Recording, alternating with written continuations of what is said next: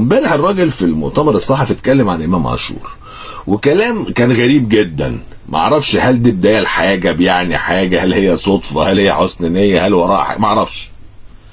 يقول لك اصل امام في التمرين لما اتصاب ورجع مفيش تمرين بيقدم فيه 100%.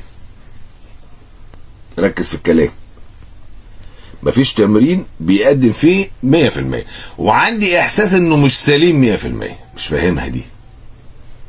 هو انك سليم او مش سليم مش بالاحساس، ده بالكشوفات الطبيه وبالاشعاعات، ده اللي اعرفه يعني. لكن الاحساس ده في الحب، يعني احساس صريح، احساس صادق، احساسك ناحيتي واحساسي ناحيتك، ده في الحب والمشاعر والعواطف. انما في الاصابات ده طب، دكتور بيكشف، اعمل الاشعه بتاعته، تمام، اقرص على فخدته من الناحيه دي، لف رجليه من الناحيه دي، ما يعرفش ايه، انزل التمرين. لكن مش سليم 100%، دي جديده. ولا هنكشف عليه تاني، يعني هنعيد الكشف عليه.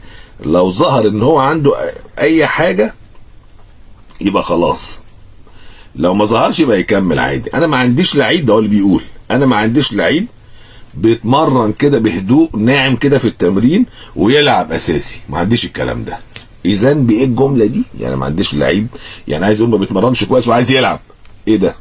وايه الفرطه دي؟ يعني لسه احمد عبد القادر متشال من القايمه بتاعت الماتش ده عشان خاطر حدوته، وادي امام عاشور الكلام بين السطور في حاجه غريبه. امبارح كمان حتى بعد الماتش بيقول لك امام بيلف بيسخن، فانت ما بتجريش كويس ليه؟ اصل حاسس ان انا مش يعني رجليا. قال له طب اطلع بره، يلا رجليك وجعك، ما تسخنش، خلاص تعالى اطلع.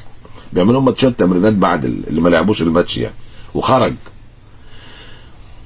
القصه دي ايه؟ ما اعرفش، ما كناش بنسمعها لغايه السنه اللي فاتت. على فكره كل الكلام ده ما بنسمعوش، ما سمعناهوش السنه اللي فاتت. السيطره السنه اللي فاتت على الفرقه كانت في قمتها.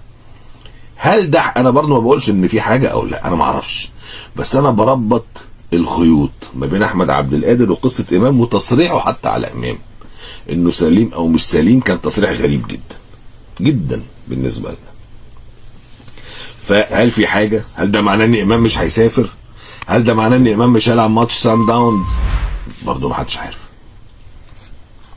طبعا لو امام ما سافرش وما لعبش ماتش سان داونز خساره فادحه، لان امام بيفرق جدا في نص الملعب.